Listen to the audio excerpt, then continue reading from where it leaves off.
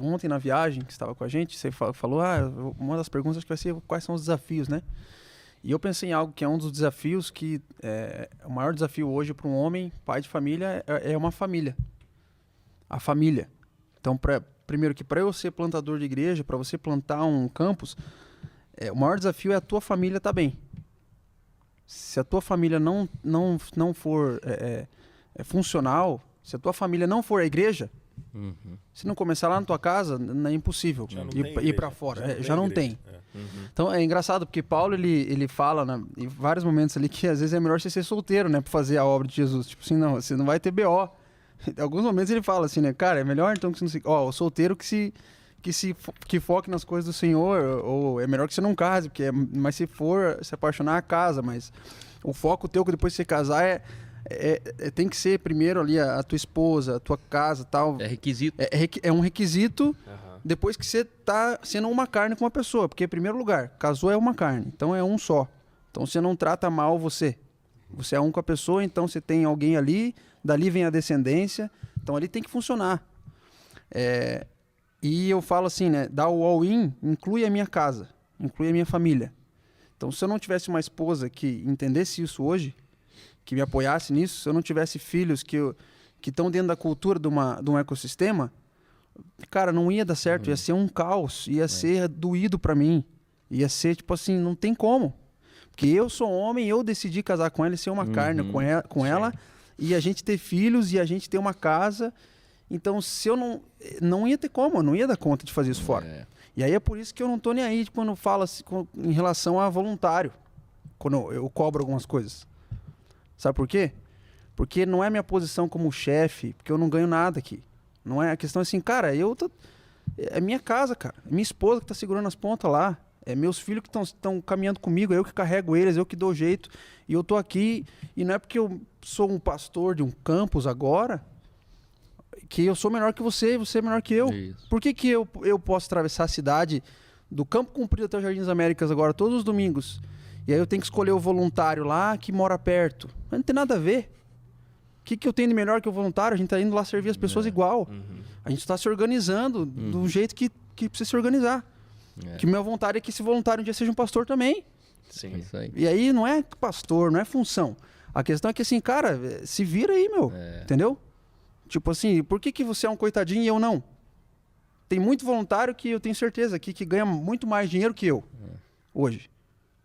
Só que você vê que o cara, tipo, ele ganha muito mais e ele se dá muito menos. E vive muito menos. Não tá preso demais com isso. Então, assim, por isso que eu falo, a família hoje é um dos desafios. Esse era um que eu fiquei pensando, assim. Você ter uma família funcional, bem organizada, bem fundada na igreja simples de Jesus, isso te dá total impulsionamento para você fazer tudo fora. E é um desafio. É um desafio. O Cal tá aqui, ele pode falar. Ele entendeu? A gente saiu, as esposas ficaram em casa, fomos lá pegar negócio, os filhos, entendeu? Estão dormindo sozinhos à noite em casa. Sei lá, se entra alguém lá, não tem um homem da casa lá. Sim. Então a gente... E eu não tô falando isso porque, isso aí, não, ele e o pastor lá, ele foi... Não, cara, é porque você também tem que ser assim, tipo... Eu dependo de você ser assim, porque senão pra mim vai ser zoado, eu não faço nada sozinho. Cara, isso tem uma conexão direta com o que você pregou também esse domingo. Falou assim, a função primária do Espírito Santo é sermos testemunhas. Então, testemunhar que na minha casa isso funciona, o reino funciona na minha casa. Isso. E aí você me ajudou a ressignificar uma coisa que a gente conversou esses dias ali na sala, que foi justamente sobre isso. Eu falei pra você que eu não sei até que ponto, que eu não queria ser exemplo. Eu tinha isso. E aí quando eu falava isso pra Deus, eu vi aquela frase de Paulo, o versículo de Paulo onde fala, sede meus imitadores, assim como eu sou de Cristo. Eu falei, cara, eu não quero falar isso, porque assim, eu não sou perfeito, não age assim, né? Só que daí você me ajudou a ver que isso na verdade era uma crença religiosa. Porque na verdade a gente não age pelo aquilo que a gente faz, mas pelo aquilo que a gente é. E se eu não posso falar que vocês têm que ser meus imitadores, então Jesus não funciona pra mim. Então Jesus não tá funcionando, o evangelho não tá funcionando pra mim. Pior que desperdício você não falar isso. Total, cara. Você é um dos caras mais incríveis entre a gente aqui, um cara que As pessoas podem se identificar na sua humanidade o quanto Jesus ele é real. Não é na sua espiritualidade. Pô, o cara prega muito, o cara... Esse é o nosso problema. A gente colocou um padrão de espiritualidade para os perdidos tentar se identificar. Eles não vão conseguir. Porque é na nossa humanidade que os perdidos se conectam. Jesus, sendo Deus, ele não julgou por usurpação ser igual a Deus, antes a si mesmo se humilhou, assumindo forma de servo, forma humana. Era na humanidade de Jesus que a adúltera olhou, que o jovem rico se aproximou, que tantas pessoas elas chocavam com Jesus, falando, meu, quem que é esse aí? Porque eles não encontravam Deus, eles encontravam um cara. E é por isso, Cal, que a gente tem que valorizar esses caras aqui. Volta e meia a gente fala, cara, a gente precisa dar mais tempo pra esses caras que... Porque é um cara que a gente foi Jesus e falou assim, ó, seguinte, você tá pescando peixe aí, vem ser pescador de homens com a gente. E o cara largou mão lá e veio. E o cara largou mão daqui. E o cara tem esposa, o cara tem filho. O cara... Então esses caras a gente tem que estar... Realmente, a gente tem que estar bem atento a servir esses caras em primeiro lugar. E a galera que dá BO, quem tá fora... Tem um monte de gente que dentro que começa a dar BO. E aí quem tá fora olha a gente exortando essas pessoas dando BO. Elas criticam a gente. Ah, mas você fez isso com a pessoa, mas vocês falaram que... Não, cara, mas aqui eu tô falando de pescador, essa pessoa não quer, tá tudo bem, Jesus ama ela, tá tudo certo. Só que tem um monte de gente aqui que é os 12. Jesus não ficava lá, ah, mas o outro ali tal, quem quer ser curado, toca em mim. Eu tô aqui, vou curar vocês, eu vou ajudar vocês. Só que existia os 12. A gente tá tão distante da figura do que Jesus era, que você falar que Jesus ficou doente é uma heresia. Mas você acha que Jesus não ficava doente? Não pegou uma febre? Não pegou uma gripona?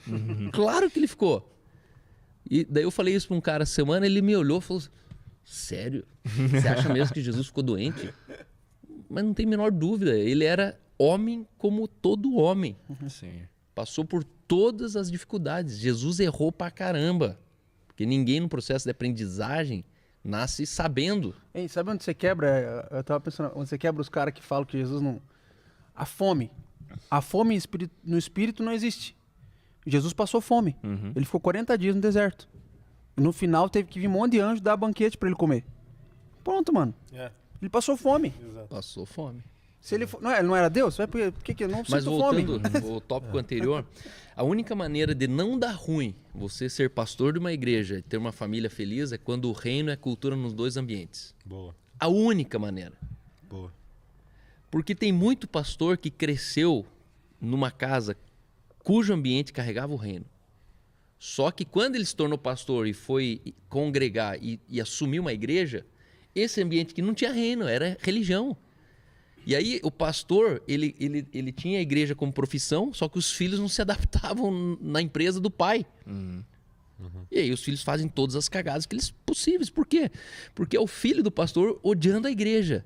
Meu, se você é pastor, teus filhos têm algum problema com a igreja, escute teus filhos, pelo amor de Deus, creia mais nos teus filhos do que no canalha que está te contratando ali.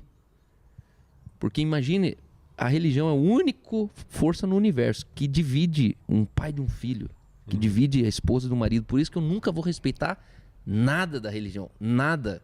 Eu vou falar mal da religião até morrer, porque é muito... Tipo, é pior do que o PCC. A religião é pior do que todos os outros sistemas nesse mundo. Porque nenhum outro sistema nesse mundo usurpa do reino para enganar os pequeninos. E a Bíblia diz, ai daquele que pega um pequenino. Melhor se amarrar uma pedra no pescoço e jogar dentro de um rio. Por quê? Porque vai feder, meu irmão. Por isso que eu quero ver todo religioso enfiado na espada, erguido pela lança. E a gente olhando, falando, tá vendo ali, ó? Mostre para as próximas gerações. Ó, religião é indústria, cemitério de pastores. Religião é uma indústria de alienação humana. Religião não tem nada de Deus. E não fique tentando pegar lá... mas minha mãe foi batizada lá na Universal porque o pastor estava orando e colocou um copo de água em cima da televisão e ela saiu daquele leito do hospital. Não use os meios para justificar os fins. Toda boa dádiva, todo dom perfeito vem do alto. Reconheça o alto e não um pastor canalha onde a gente está pegando e justificando os fins pelo benefício dos meios. Se a gente entrar nesse mérito, meu irmão, todas as religiões elas estão corretas. Sim. Por quê? Porque todo mundo tem o benefício da religião. Só que não é porque uma religião ela funciona na minha casa que eu vou deixá-la perpetuar na casa que está destruindo os outros. Então, é muito importante a gente entender isso, porque quando teus olhos são abertos para a religião, olha que loucura. Jesus falou, te darei as chaves do reino. E você agora é sacerdócio real, nação santa, povo escolhido, propriedade exclusiva de Jesus, a fim de proclamar as virtudes daquele que vos tirou das trevas e vos trouxe para maravilhosa luz. Jesus deu para cada crente a chave de uma igreja, que são os princípios. Não sei se você sabe, mas as chaves do reino são os princípios. Cada vez que você usa um princípio, você está usando uma chave do reino. E ele entregou para você. Aí você cai na lábia de uma religião, você começa a ficar 20 anos indo numa igreja, para daí um dia o pastor da igreja te liberar para você ser um líder de célula. E agora você pegou a autorização de um humano para você usar a chave e ser pastor de uma igreja que Jesus já te Jesus já te comissionou para essa igreja. As igrejas que mais cresceram nos últimos 30 anos, quais foram as igrejas? As que foram igreja nas casas, Lagoinha, Visão dos 12, Celular, Igreja Saddleback, a igreja dos pequenos grupos. Só que aonde que deu toda a porcaria? Onde que ramelou? Todas essas igrejas ramelaram. Bola de Neve estourou no Brasil pelas igrejas domésticas. Aonde que ela terminou sendo uma Lagoinha? Ela derreteu. Bola de Neve derreteu. Quando o cara pegou e fez o que Jesus mandou, e no final ele colocou a cerca em volta e colocou a logo dele em cada grupo doméstico, meu irmão. Cara, todo movimento de igreja doméstica precisa ser incentivado. Só que arranquem as logos dessas igrejas. Porque hoje todo crente, ele tem outorgado a licença da franquia da eternidade para ele abrir uma igreja na casa dele. Todo crente. E esse crente tem uma igreja na casa dele, ele está hábil, sabe para quê? Fazer um casamento. Por quê? Porque ele é pastor dessa igreja. E alguém ali naquela igreja vai casar. Ele é apto para ministrar ceia. Olha que loucura. A gente acha que para ministrar ceia você tem que ter estudado alguma coisa e não ser do crente do reino que você é na tua casa. Não é qualquer um que ministra ceia. Para batizar tem que fazer um curso. E aí você olha Jesus ministrando a ceia, falando para 12 candangos, falando, viu, façam isso todas as vezes em memória de mim. Ué, mas quantos ali eram pastores? Quantos ali eram os bababá? Então tá tudo errado com as pessoas tentando fazer tudo certo. E esse é o problema. A gente precisa falar, religião, vocês estão pensando certo, mas vocês estão fazendo tudo errado. Ah, então não tá tudo errado na religião? Não, né? Senão eles não enganariam as pessoas. Só que o problema da religião é que ela usa o certo e se prevalece do certo para passar a cerca em volta e falar, agora é meu império. O maior cuidado que eu preciso ter na minha realidade aqui hoje que eu vivo é não trocar a mentalidade de reino para mentalidade de império. Sim. Nós corremos esse risco. Se um dia vocês verem isso em mim, me exortem, me puxem para o lado. Fala, cara, você está entrando numa mentalidade de império. E mentalidade de império divide o reino. Você está se desligando do reino, cara. Então hoje nós vivemos muito reino, só que cada um dentro do seu império. São vários impérios. Esses movimentos sociais de unidade de igreja são impérios. Tem um mandante atrás, tem uma igreja interessada, tem um núcleo de pastores, tem uma comissão de pastores por trás, querendo capitanear as franquias. E aí tem que cuidar para não chamar isso de igreja. Mas tem muita igreja ali dentro, porque eles usam da igreja para benefício de si mesmo. Por isso a Bíblia diz, apacentai o rebanho de Deus, 1 Pedro, acho, não por constrangimento, nem por sorte da ganância. E tem uma lista ali, ó. Por quê? Porque a gente vai correr o risco de fazer isso.